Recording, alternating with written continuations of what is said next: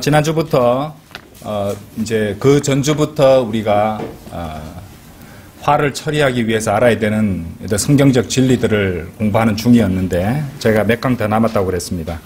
잠시 또 중요한 주제가 있어가지고 또 새로운 주제를 이렇게 하면서 또 화에 대한 관한 주제로 돌아갔다가 이 주제로 왔다가 이렇게 이제 이것을 우리 영적 양식이라고 생각한다면은 메뉴도 바꿔가면서 하면은 더 수도 잘 되고 또 즐거운 공부가 될 것 같아서 제가 봐가면서 주제를 바꾸고 또 다시 돌아가고 그렇게 하도록 하겠습니다. 오늘도 이 독특한 바이블 빌리버, 제가 왜 독특하다라는 표현을 썼냐면은 그들이 처음에 이 성경을 잘 모르고 이제 성경적 지식을 모르는 분들이 또는 이제 잘못된 교단 교리라든지 또는 변개된 성경의 열매라든지 이런 것들로 인해서 또는 무지로 인해서라든지 또 이런 게으름이라든지 뭐 이런 게 다 포함되겠죠. 그런 것 때문에 바른 성경적 진리 또 지식을 갖다가 이상하고 배상하고 무슨 이단 교리가 아니냐 이렇게 공격하는 그런 사람들도 있습니다. 그래서 그런 어떤 사람이 그렇게 정리해 놓은 것을 보고 설명을 좀 해줘야겠다. 그래서 그 사람도 깨닫고 주님을 대적하는 길에서 벗어나는 것이 그 사람한테도 좋은 것 아니겠느냐 이런 생각에서 이제 또 우리가 공부하고 우리가 익히는 그런 교리인 만큼 또 이미 알고 있는 교리도 많지만은 복습도 하고 또 그것을 궁금하게 생각하는 사람들에게 또 우리가 제시할 수도 있어야 된다. 이런 판단하에서 시작하게 되었습니다. 자, 지난주까지 이제 두 개의 사항이었죠. 이 천사 관련된 거하고 우리가 부활할 때 33세 반의 그런 몸을 입게 되는 그런 것과 관련해서 성경적인 근거를 공부했었습니다. 세 번째는요. 어찌 보면 굉장히 중심적이고 중요한 내용이라고 볼 수 있는데 이 이제 그쪽에서 바이블 빌리버 교리, 그러니까 러크만 목사님의 교리를 갖다 공격하는 그런 이제 자료에서는 이렇게 적혀져 있었어요. 구약 성도의 구원은 믿음과 행위, 대환란 때는 믿음과 행위, 천년왕국 때는 행위로만 구원받는다. 자, 이렇게 적어놓고 보면은 사람들이 이제 뭐 이런 이상한 소리를 하느냐, 또 이제 많은 사람들이 구약도 그렇고 신약도 그렇고 대환란도 그렇고 모두 예수 그리스도를 믿어서 구원받는 것이 아니냐 이렇게 이제 설명하고 가르치고 있는 상황에서 이런 이제 성경적으로 나눠서 가르치는 이런 교리를 보면은 이상하게 받아들일 수밖에 없습니다. 그렇기 때문에 거기에 대해서 공부를 또 해보도록 하겠습니다. 오늘 이 세 가지, 이 세 번째 나오는 이 사항에 대해서 다 볼 수는 없고요. 오늘은 이제 시간이 허락하는 만큼만 공부를 하도록 하겠습니다. 자, 오늘 공부하실 내용은요. 이제 저번에도 한번 우리가 공부를 했었습니다. 이 세대주의에 관한 교리가 조금 들어가겠습니다. 세대주의는 dispensationalism이라고 하는데 기본적으로 쉽게 말씀드려서 어떤 성경 말씀이 적용되는 대상 그리고 또 시기가 있기 때문에 그것을 올바로 적용하고 나눠서 해석해야 된다 이 말입니다. 그리고 그와 관련해서 이제 그 구약이나 신약이나 똑같이 구원받는다는 주장을 갖다가 우리는 저번 우리 공부에서 그러니까 우리 교회 재생 목록에도 보시면은 세대주의에 대한 강의들이 좀 있습니다. 거기서 충분히 설명을 드렸습니다. 또 이제 자신은 세대주의자 아니라고 하지만은 많은 사람들이 이제 우리 기독교인들도 구약 있고 신약 있고 그것을 나누잖아요. 그죠? 그렇기 때문에 그런 것들을 생각한다면은 전혀 이상한 것이 아니고 오히려 그들이 무지하다는 사실을 알아야 된다는 것이죠. 자, 이 주제와 관련해서 우리는 구약과 신약과 대환란과 천년왕국 그리고 영원시대에 따른 구원교리를 한번 정리해보고 넘어가고자 합니다. 이제 오늘은 이제 아까도 말씀드렸지만은 뭐 시간이 허락한 대로 하겠지만은 일단은 구약과 신약 위주로 한번 살펴보도록 하겠습니다. 먼저 구약 시대는 믿음과 행위로, 은혜 시대에는 오직 믿음으로 말미암은 그런 그 은혜로 구원을 받는다는 것. 우리는 모두가 알고 또 분명히 설명도 할 수 있는 부분이죠. 이것이 우리가 성경적 교리이고 우리가 믿는 교리입니다. 따라서 이 은혜 시대에 행위 구원을 설파하거나 구약과 같이 믿음도 있고 행위도 있어야 구원받는다고 주장하는 자들은 바르게 나누지 못하는 자들이고 성경을 꼼꼼히 공부해보지 않은 사람들임을 알아야 됩니다. 그리고 그렇게 적용해버리면요, 성경에는 분명 모순적인 구절들이 등장하게 된다는 것이고 설명할 수 없다는 것이죠. 이것이 상당히 위험한 것인데요. 왜냐하면 그것은 결국 복음이 아니라 지옥으로 가는 마귀의 교리고 마귀의 저주이기 때문입니다. 왜냐하면 어떤 사람이 나는 예수 그리스도를 내가 구원받은 것을 예수 그리스도를 갖다가 믿어서 구원받은 것도 인정한다.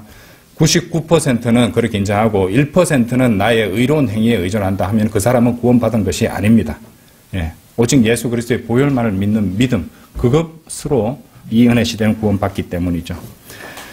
그 시대와 경륜에 따른 구원은 서로 다르고 또 이제 앞으로 공부해 보겠지만은 이제 설명할 때 이게 우리 교리를 공격하는 사람들이 구약은 이제 그 믿음과 행위고 대환란도 믿음과 행위인데 구약의 믿음과 행할 때 그 믿음 그리고 신약의 믿음 그리고 대환란 때의 믿음 이런 것들도 무조건 일률적으로 적용할 수 없다는 것을 알아야 됩니다. 당장 구약의 믿음과 행위, 대환란의 믿음과 행위 이래 말하는데 그 믿음도 구분을 좀 해야 됩니다.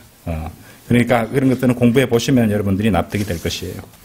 자, 먼저 구약에 관련된 구절, 옛날에도 공부했던 구절인데요. 에스겔서 18장 21절 한번 보시겠습니다. 에스겔서 18장 21절.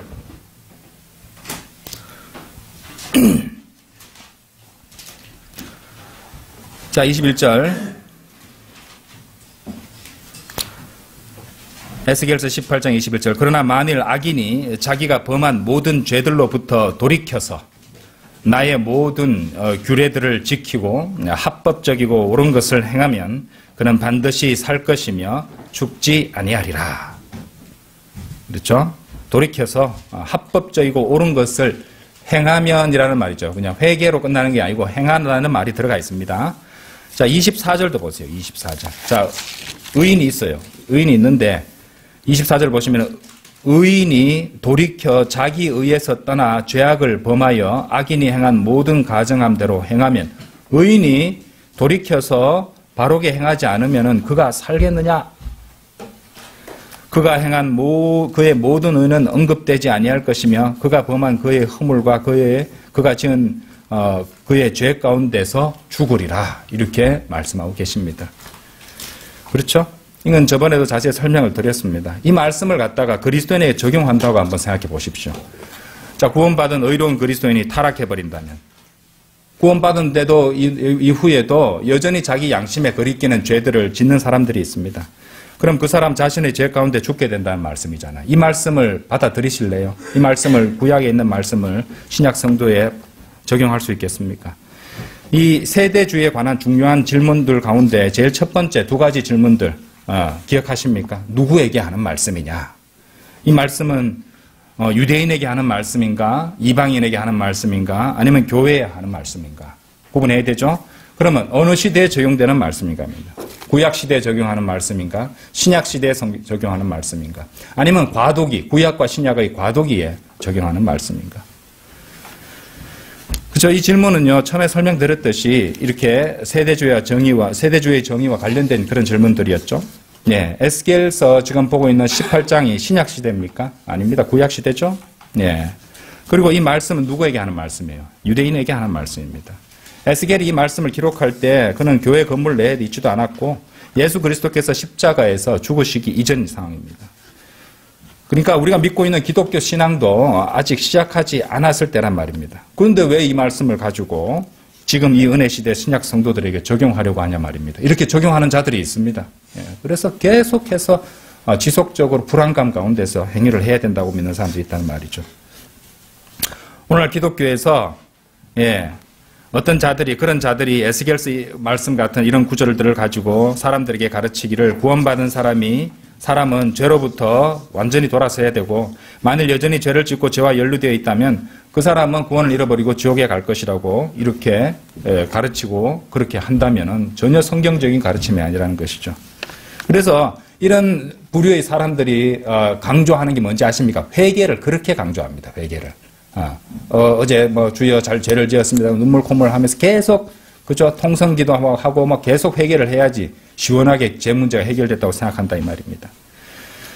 자, 그런데 이런 그릇된 교리로 인해서 자신의 구원을 의심하는 사람들도 참으로 많이 생겨난다는 것이죠. 예.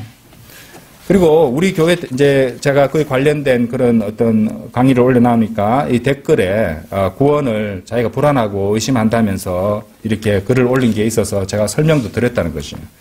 그 사람은 어떤 사람이 설교하는 걸 듣고 뭐라고 말하냐면은 내가 지은 모든 죄들을 하나하나 기억해서 다 회개하지 않으면 구원받은 게 아니라는 이런 얘기를 어디서 듣고 와가지고 그럼 우리는 망각의 동물인데 우리가 어떻게 그 모든 것들을 우리가 지은 죄들을 갖다가 하나하나 일일이 다 기억해서 그걸 하나하나 다 회개한다는 것입니까?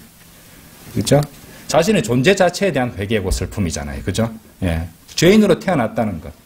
그죠? 숨 쉬는 그 순간마저 내 마음속에는 죄들이 일어나고 있었다는 것. 일일이 하나하나 다 이렇게 헤아릴 수 없이 그렇게 죄악의 인생이었다는 것을 알고 지옥에 갈 수밖에 없는 죄인이라는 사실을 알고 하나님께로 돌이키는 마음.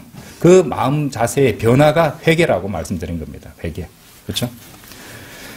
그런데 이렇게 잘못된 교리 때문에 속은 사람들은 구원받기 위해서 자신이 지은 죄를 모두 회개해야 되고 그 모든 죄들을 다 처리해야 된다고 생각하고 있었던 것이죠. 말도 안 되죠. 그것이 맞다면 그리스도인들 가운데 몇 명이나 구원의 확신을 가지고 살 수 있다고 생각하십니까? 실제 생활에서 늘 죄에서 승리하려고 하지만 이런 죄들과 연루되고 지으면서 의기소침해지고 또 불안에 떨면서 구원을 의심할 수밖에 없다는 것입니다. 그러면 그런 구원이야말로 모든 것을 참으로 이렇게 어렵게 만드는 그런 경험이 될 수밖에 없다는 것이죠. 생각해 보십시오. 그게 가능하겠습니까? 여러분 스스로가 아무리 거룩하고 또 선하다고 해도 여러분의 생각과 마음을 살피시는 하나님 앞에서 여러분들 자신이 있으세요. 예. 또한 모든 죄를 회개하지 않으면 구원받지 않은 것이라고 가르치는 그런 자들이 과연 성경적인 교사라고 할 수 있겠습니까? 그것은 궁극적으로 한번 따지고 생각해 보면은 그리스도의 보혈을 의지하는 것이 아니라 자신의 거룩한 행실에 의지해서 구원을 받으려 하는 것이고 구원을 유지하려 하는 그런 의도에서 나오는 행동들입니다. 예. 그래서 왜 성경을 이렇게 헷갈리게 써놨습니까? 그렇죠. 사람은 결국에 자기가 원하는 걸 택해서 원하는 대로 믿으려고 하거든요. 그러니까 그런 자들이 다 걸려님어지게 하시는 것입니다. 하나님께서는. 자, 따라서 만일 구약의 성경 구절을 이용해서 기독교 신앙을 흔들리게 하고 구원을 의심하게 만드는 집단이 있다면 잘못 나누고 있다는 것이고 또 잘못된 쪽에 속해 있다는 것이죠. 주님의 편은 아닙니다. 그렇죠. 그렇다면 그 그룹이 그쪽이 어느 쪽이라고 생각하십니까? 하나님 편입니까? 주의 편입니까? 아니면 마귀의 편입니까? 그럼 판단해 보십시오. 또 있습니다. 많은 그리스도인들이 이 과도기에 해당하는 책인 사도행전을 신약 교리에 적용하려는 그런 시도를 많이 합니다. 예. 럭크만 목사님 그 주석성에서는 보면은 이 사도행전 2장에 나오는 그 부분을 갖다가 잘못 적용을 해가지고 얼마나 많은 자들이 지옥으로 갔는지 주님만이 아실 것이다. 이렇게 된 것을 보고 소름이 끼치기도 했었어요. 유대인 중심에서 교회 중심으로 변화를 다루고 있는 이 책인 과도기적 서적인 이 사도행전은요, 말 그대로 과도기, 그러니까 이제 이것과 저것이 혼재되어 있는 것이기 때문에 여기서 교리를 정립해서는 안 되고 제가 많이 강조드렸습니다. 바울 서신, 로마서부터 그 빌레몬서까지 그 내용이 우리 신약 그리스도인들이 받을 수 있는 그 기본 교리를 정립하는 부분입니다. 거기서 교리를 정립한 다음에 우리가 이제 그것을 중심으로 우리가 나눠서 성경 전체를 갖다가 잘 나누고 올바로 나누어서 공부를 하고 받아들여야 된다는 것이었습니다. 그래서 뭐든지 기준 교리를 세운다는 것이 그만큼 중요하다는 것이죠. 안 그러면요, 뭐 어떤 얘기 들으면 이쪽으로 혹 갔다가 저쪽으로 혹 됐다. 오늘은 이렇게 했다가 뭐 조변석계, 그죠? 죽 끓듯이 계속 변덕적으로 불안해졌다가 기분 좋았다가 나빴다가 이런 식으로 돼버린다는 것입니다. 그런 의미에서 우리가 이제 신약에 속해 있는 사복음서를 읽을 때도 우리는 조심해야 됩니다. 사복음서는 신약에 속해 있다고 사도행전처럼 신약에 속해 있다고 무조건 다 신약 성도들에게 적용할 수 있는 것은 아닙니다. 왜냐하면 상당 부분들이 유대인들에게 적용되는 것이지 교회에 적용되는 것이 아니기 때문이죠. 그리고 기본적으로 사복음서의 대부분은 십자가 이전 사항들이잖아요. 그죠? 마지막까지 이제 주님께서 십자가에 못 박히시니까, 예. 십자가 이전, 그리고 바로 구약시대에 해당한다는 것을 알아야 됩니다. 이 점과 관련해서 저번 그 수요 기도 때도 잠시 설명드렸던 내용이 있습니다. 누가복음 22장 한번 열어보세요.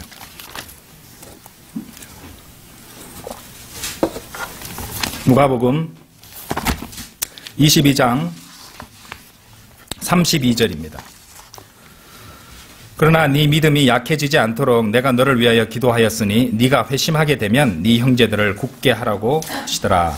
우리 보통 회심했다는 것은 이제 돌이켜서 구원받은 상황을 말하는데 러크만 목사님은 자, 이 부분에서 뭐라고 설명을 하시냐면은 베드로는 이미 마태복음 16장 16절 17절에서 회심을 했었는데 주님께서 다시 네가 회심하게 되면이라는 이 말씀을 쓰고 계신다라고 설명을 하고 계십니다.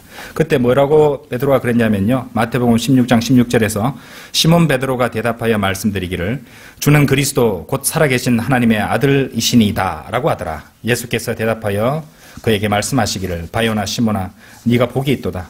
이를 너에게 나타내신 것은 혈과 육이 아니라 하늘에 계신 나의 아버지시니라. 그렇죠? 주 그리스도 주 예수 그리스도를 입으로 시인했잖아요. 그죠? 이렇게 구원받은 겁니다. 그렇죠? 그리고 저기 한번 생각해보세요. 예수님과 함께 못 박혔던 그 강도들 중에 한 명도 주여라고 했잖아요. 그죠? 그렇게 구원받은 겁니다. 이렇게 받았는데 이제 이 상황에서 회심을 했단 말입니다.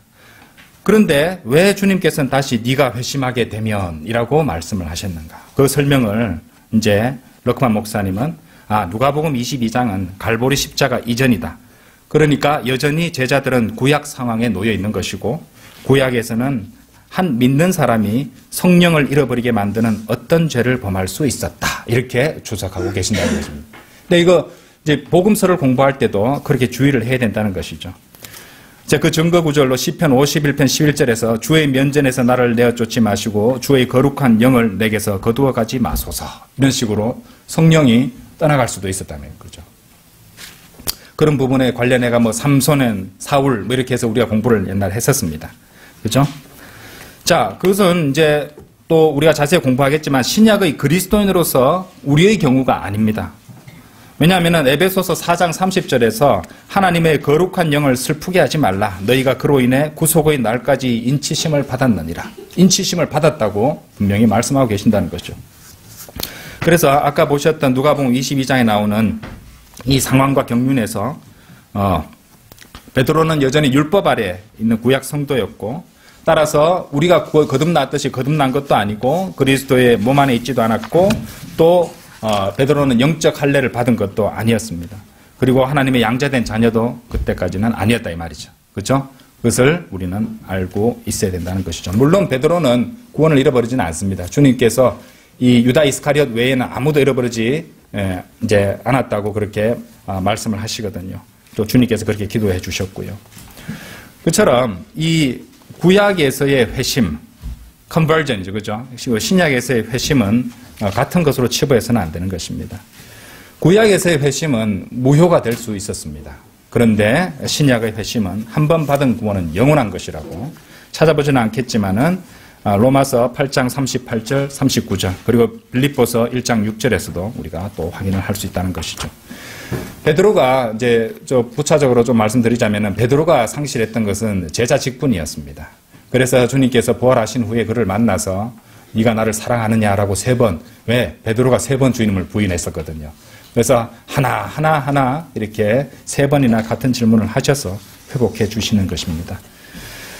자, 이것이 바로 이제 구약적인 구원에 관한 설명이었습니다. 자, 신약은요, 우리가 너무도 잘 알죠. 은혜 복음이니까. 우리가 그 신약의 구원에 관련해서 많이 이제 언급하는 구절들 빨리 한번 보겠습니다. 에베소서 2장 한번 내려오십시오.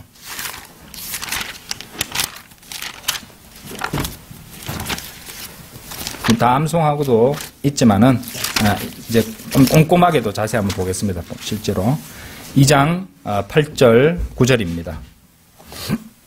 너희가 믿음으로 말미암아 은혜로 구원을 받았으니 이것은 너희에게서 난 것이 아니요 하나님의 선물이라.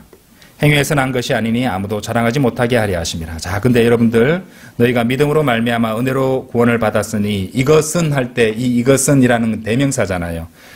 이제 그 영어 킹제임스 성경을 보시면요, For by grace are ye saved through faith. 그러니까 이 문장 앞 문장의 끝이 무슨 단어로 끝나냐면요, faith라는 단어로 끝납니다. faith는 믿음입니다. 그게 무슨 말이냐? And that not of yourselves라고 말할 때 이 that이 받는 것은 faith입니다. 그래서 풀어서 설명하자면은 너희가 믿음으로 말미암아 은혜로 구원을 받았으니 믿음은 너희에게서 난 것이 아니요 하나님의 선물이다 이 말입니다. 믿음, 여기서 이 부분이 가장 정확한 해석입니다. 예, 바로 근데 우리는 이제 한글 어순 따라서 마치 구원도 물론 선물이라는 뜻이 이제 말씀이 나옵니다만은 이 구절에서는 이것이 하나님의 선물인 것은 믿음이라는 것이죠. 그것도 다른 구절을 통해 좀 이따 설명을 좀 드리겠습니다.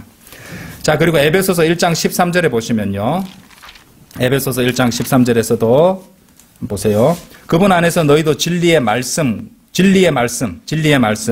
나중에 보시면요, 거기 뭡니까? 나오면 제가 설명드리겠습니다. 자, 진리의 말씀 곧 너희 구원의 복음을 듣고서 그분을 신뢰하였으니 또 너희가 그분을 믿고서 약속의 그 성령으로 인침을 받은 것이니라. 여기 행위 없죠, 그죠? 예. 그다음에 아까 우리가 이제 찾아보진 않았지만 로마서 8장 38절 39절은 구원의 영원한 보장을 증명하는 말씀이죠.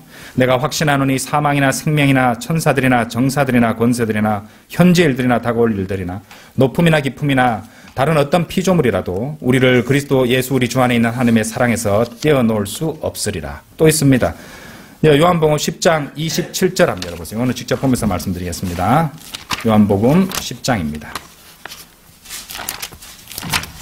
10장 27절부터 내 양들은 내 음성을 들으며 나는 그들을 알고 그들을 나를 따르느니라. 내가 그들에게 영생을 주노니 그들은 영원히 멸망하지 않을 것이며 또 아무도 나의 손에서 그들을 빼앗지 못할 것이니라. 그렇죠? 영원한 보장이죠.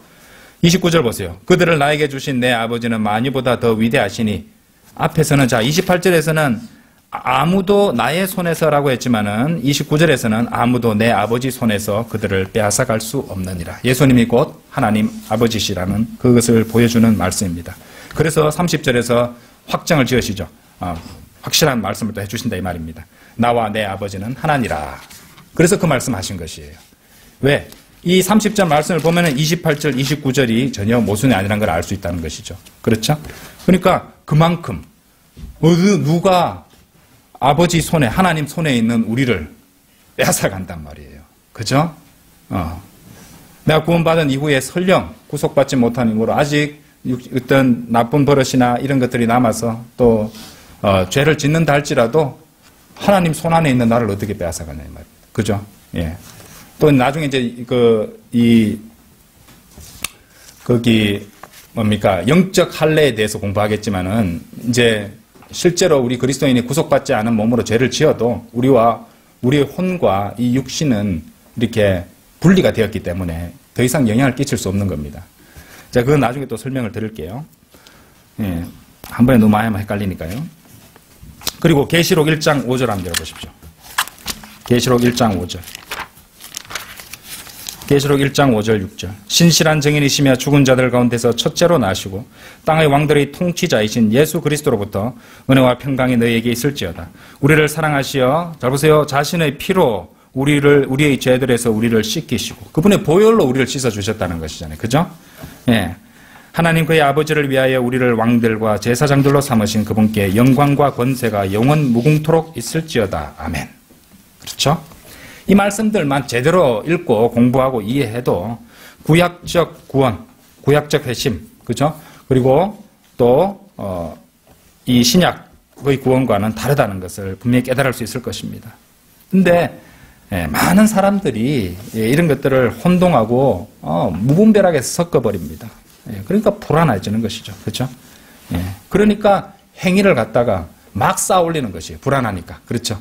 예, 너무 불쌍하지 않습니까? 그리고 평생 동안 행위를 쌓고 구원의 확신도 없이 죽어서 지옥 가는 사람도 많단 말입니다. 예, 너무 가슴 아프지 않습니까?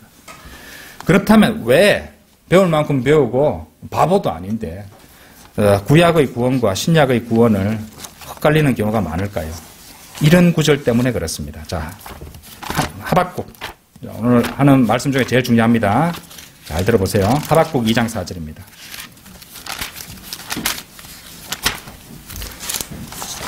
(2장 4절) 이 하박국 2장 4절이 대표적인 오해 구절입니다.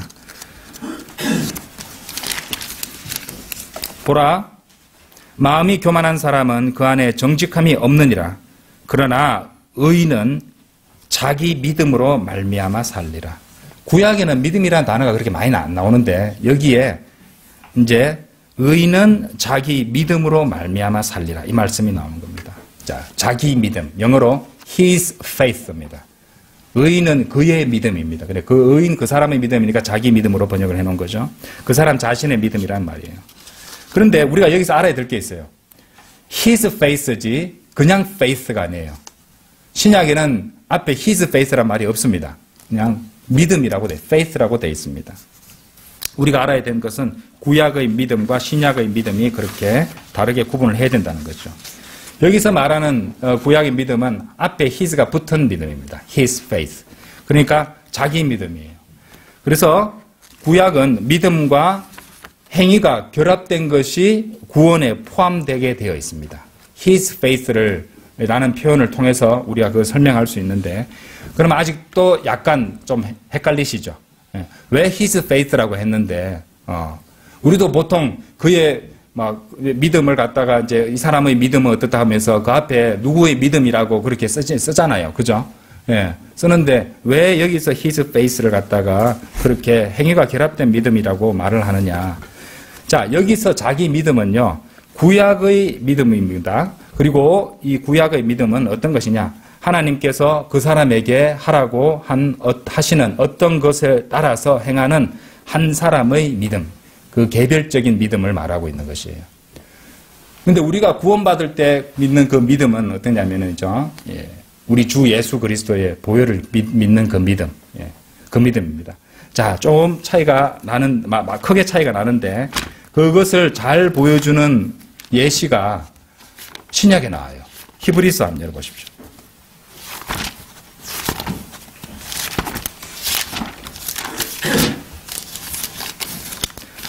히브리서 11장입니다.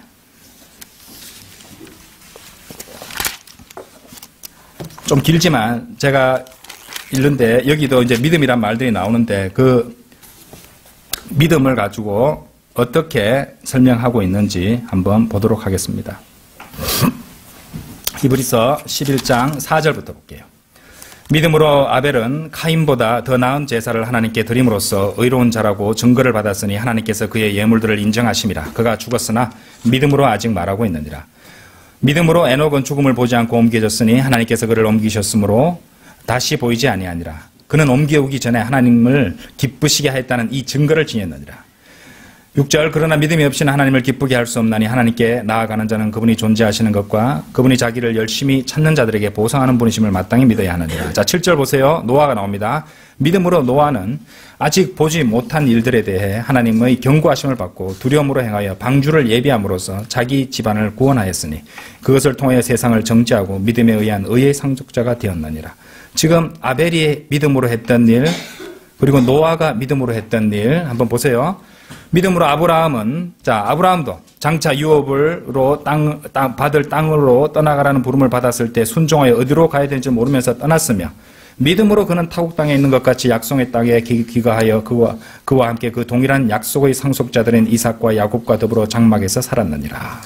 11절도 보세요. 사라 자신도 수태할 나이가 지났지만 믿음으로 씨를 잉태하는 힘을 받아 아이를 출산하였으니 이는 약속하신 분이 신실한 줄로 여김이라. 보셨죠? 아벨은 믿음으로 이것을 했고, 노아는 믿음으로 저것을 했고, 또 아브라함은 믿음으로 또 다른 것을 행했습니다. 그렇죠? His faith예요. 이제 보입니까? 예, 보이시죠? His faith. 노아가 가진 믿음이 어떤 무엇에 관한 믿음이었습니까? 우리 주 예수 그리스도에 대한 믿음이었나요? 아니죠.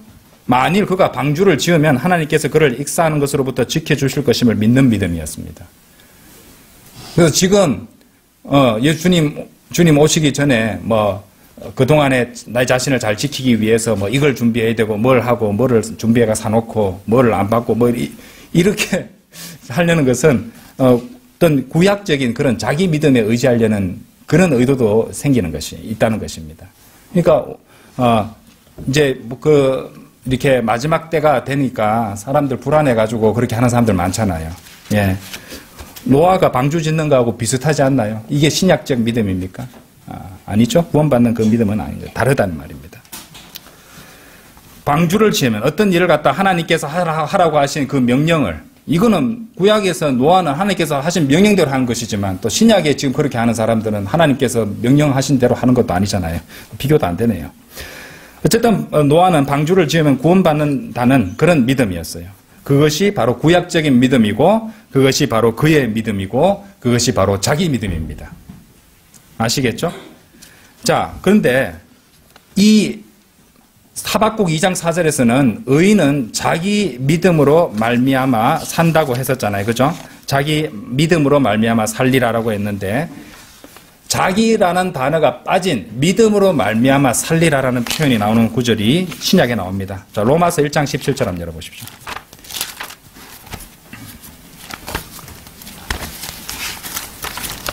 로마서 1장 17절. 성경 말씀은 한 단어라도 틀리면 안 됩니다. 이게 his 하나 들어가고 안 들어가고가 엄청나게 차이가 나버리는 것이잖아요. 17절에 보시면은 이 복음 안에는 믿음에서 믿음에 이르게 하는 하나님의 의가 계시되었으니 기록된 바 의인은 믿음으로 말미암아 살리라 함과 같으니라. 아까 하박국 2장 4절에 나왔던 표현인데 여기서는 his라는 표현, 자기라는 말을 뺐습니다. 그죠? 이거 성경 변기 아닌가? 성령님께서 성경의 저자신데 필요한 부분만 딱 맞춰가지고 인용하실 수 있는 자유가 왜 없겠어요? 인간 작가들도 그렇게 하는데. 그렇죠? 그래서 여기는 his란 말이 없습니다. 자, 거기에 손을 끼워 넣으시고요. 고린도 후서 다음에는 갈라디아서 3장 11절 한번 보십시오. 거기도 나와요. 갈라디아서 3장 11절. 율법은 믿음에서 난 것이 아니니라. 그러나 그것들을 행하는 사람은 12절 걷네요. 따라서 11절입니다. 죄송합니다. 따라서 하나님 앞에서 율법으로 의롭게 되는 사람은 아무도 없다는 것이 분명하니 이는 의인은 믿음으로 말미암아 살리라고 하였음이니라. 이런 구절들이 있으니까 하박국 2장 4절하고 연결 지어가지고 구약에서는 이렇게 십자가를 갖다 보고 믿어서 구원받는 이런 헛소리나 한다는 겁니다. 근데 his가 빠졌잖아요. his faith인데 여기서는 그냥 faith, 자기 믿음이 아니라 그냥 믿음으로 됐다는 말입니다. 그래서 언급을 인용을 하시면서도 이제 또 그렇게 뺐다는 말이죠. 그리고 이제 그 믿음으로 말미암아라는 표현, 또 아까 보셨던 에베소서 2장 8절에도 나오잖아요. 너희가 믿음으로 말미암아 은혜로 구원을 받았으니 믿음은 너에게서 난 것이 아니요 하나님의 선물이라. 제가 분명히 해석해 드렸죠. 예, 그렇죠? 그래서 이 믿음으로 말미암아 할 때도 그 믿음에는 자기 믿음으로 말미암아라고 하지 않았습니다. 그죠? 어떤 개인적 믿음이 아니라는 것이에요. 그렇죠? 그래서 성령님께서 아까도 말씀드렸지만 성경의 저자인 성령님께서 의도적으로 his를 빼고 기록을 하셨어요. 예. 그분은 성경의 저자시고 모든 것을 아심으로 그렇게 하실 수 있다는 거 말씀을 드렸습니다.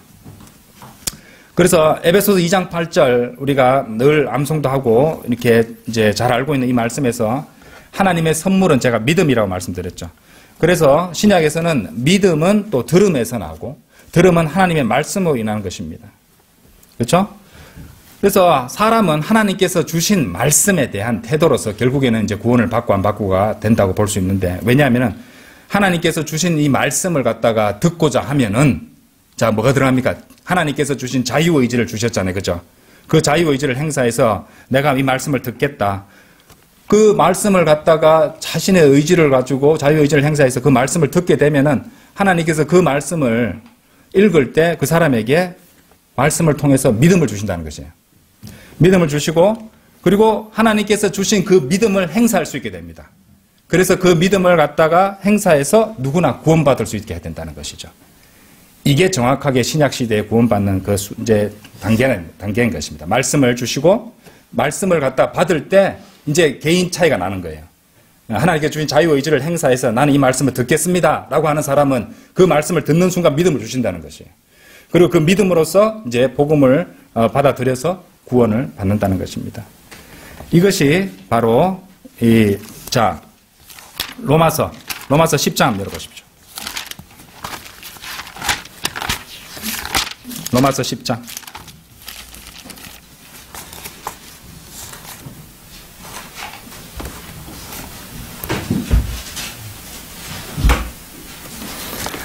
(8장) 먼저 보세요. 그러나 그것이 무엇을 말하냐? 말씀이 네게 가까워 네 입에 있으며 네 마음에 있노라 하였으니 곧 우리가 전파하는 믿음의 말씀이라. 이제 믿음의 말씀을 준 겁니다. 네가 네 입으로 주 예수를 시인하고 또 하나님께서 그를 죽은 자들부터 살리신 것을 네 마음에 믿으면 구원을 받으리라. 그러니까 하나님께서 주신 말씀은 바로 8절에 나오는 믿음의 말씀이죠. 그죠? 8절 믿음의 말씀이라. 그리고 믿음의 말씀은 뭡니까? 자, 10장 16절 보세요. 그러나 그들이 모두 복음에 순종한 것은 아니니라. 이사야가 말하기를 주여 우리가 전한 말을 누가 믿었나이까. 믿음의 말씀은 바로 복음이네요. 이 문맥에서. 그렇죠? 예, 복음이었다는 말입니다. 믿음의 말씀은 그건 복음이죠. 예.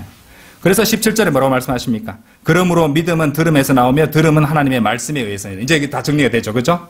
예. 복음의 말씀, 복음의 말씀을 제시받습니다. 그리고 자유의지를 행사해서 그 말씀을 받아들이게 되면은 하나님께서 믿음을 선물로 주시죠. 그 믿음을 행사해서 이제 구원을 받는 겁니다. 예. 이것이 바로 이제 우리가 맨날 로마서 10장 9절 10절만 달달달 외워가지고 우리 많이 말하다 보니까 이런 부분이 조금 생소하게 느껴지는 분들도 있을 것입니다. 이것이 바로 그렇게 된다는 것이죠. 그러니까 이 신약의 믿음은 히스가 빠진 페이스입니다. 그러니까 예수 그리스도 우리 모두가 똑같이 보편적인 유니버설합니다. 우리 주 예수 그리스도께서 우리 죄들로 인하여 십자가에 못 박혀 죽으시고 그 하나님의 보혈을 흘리심으로써 우리 모든 죄값을 다 치르시고 다시 장사의 삶 안에 부활하셨다는 것을 믿는 것, 그죠? 그 믿음을 말하는 것이죠. 어쨌든 방주를 짓고 또 무슨 하나님께서 명령하신 대로 어떤 특정한 것을 행하는 그런 구약적 his faith가 아니라 보편적인 faith라는 말입니다. 그렇게 우리가 이해를 하셔야 된다는 것이죠. 자, 이제 하나님께서는요, 그분의 말씀을 갖다가, 말씀을, 성경책을 갖다가 만져보지도 못한 사람들에게도 이미 다 전파하고 계셨습니다. 왜냐하면은, 그 시편 19편 한번 열어보세요.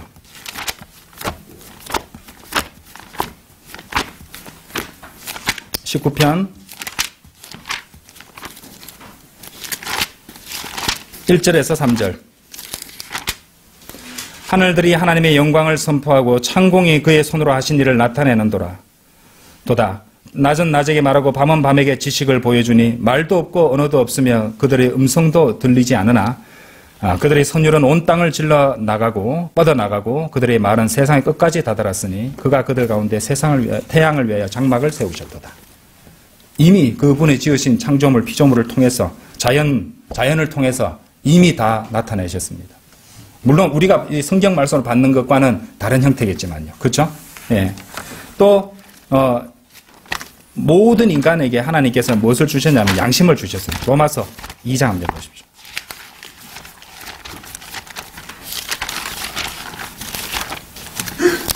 로마서 2장 15절입니다.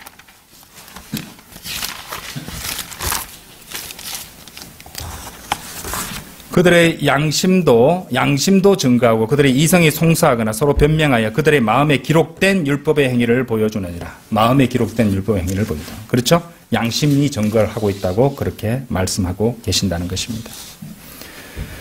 그러므로 어느 곳 누구에게라도 하나님께서 그 사람에게 주시는 빛에, 그렇죠? 어떤 형태이든 말씀의 빛에, 그 빛에 응답한다면 마음에 기록된 율법이든지 아니면 자연물을 통해서 하나님께서 나타내시는 그분의 말씀이든지, 믿음의 말씀이든지, 아니면 우리가 대부분이 구원받았던 이 하나님의 성경 말씀, 기록된 성경 말씀, 기록된 말씀이잖아요. 그죠? 스크립처는 기록된 말씀이라는 뜻이에요. 예, 기록된 말씀이라든지. 이것을 통해서 하나님께서 제시할 때 거기에 자신의 자유의지를 행사해서 응답한다면, 그리고 그것을 통해서 하나님께서는 구원받게 해주시고, 또 때로는 그 복된 소식 전부를 갖다가 열어주실 기회도 열어주신 겁니다. 바로 거기 사도행전 10장의 코넬료의 경우가 바로 그런 경우라고 말할 수 있다는 것입니다. 정리하자면 로마서 17장, 갈라디아 3장에서 의인은 믿음으로 말미암아 살리라에 나오는 믿음과 하박국 2장 4절에서 그의 믿음, 의인은 그의 믿음으로 말미암아 살리라, 얘는 엄청난 아주 분명한 차이가 존재한다는 것이죠. 그걸 같은 식으로 치부해서는 안 되는 것입니다. 그것은 올바로 나누는 것이 아니죠. 그죠? 예, 이걸 올바로 나누지 못하기 때문에 전부 다 믿음으로 구원받는다는 식으로, 믿음과 행위로 구원받는다, 이런 주장들을 한다는 것입니다. 그래서 나눌 수 있어야 된다는 것이죠. 신약의 믿음은 그리스도께서 우리들을 위해서 해주신 것을 믿는 믿음입니다.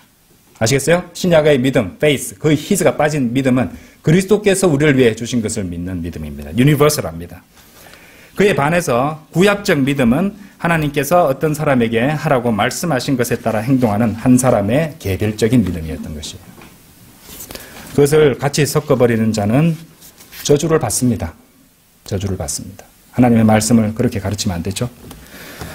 구약은 행위가 반드시 그래서 수반돼야 되므로 주님의 명령, 율법에 따라 바르게 행하지 않으면 그것이 취소되고 구원을 상실할 수 있었습니다. 그래서 믿음과 행위의 체계라는 설명을 했던 것이에요. 하지만 신약에서는 행위 구원이 없으며 오직 믿음으로 말미암아 구원을 받고, 뒤에 행위가 설령 따르지 않는다 할지라도 그 구원은 유지됩니다. 아시겠어요? 예. 근데 대활란은 달라지죠. 대활란의 믿음도 역시 예수님을 믿는 믿음이지만 행위가 안 따르면 구원을 상실합니다. 예. 그러니까 잘 나눠야겠죠? 예. 그건 다음 주에도 계속해서 공부하도록 하겠습니다. 다 같이 기도드리겠습니다.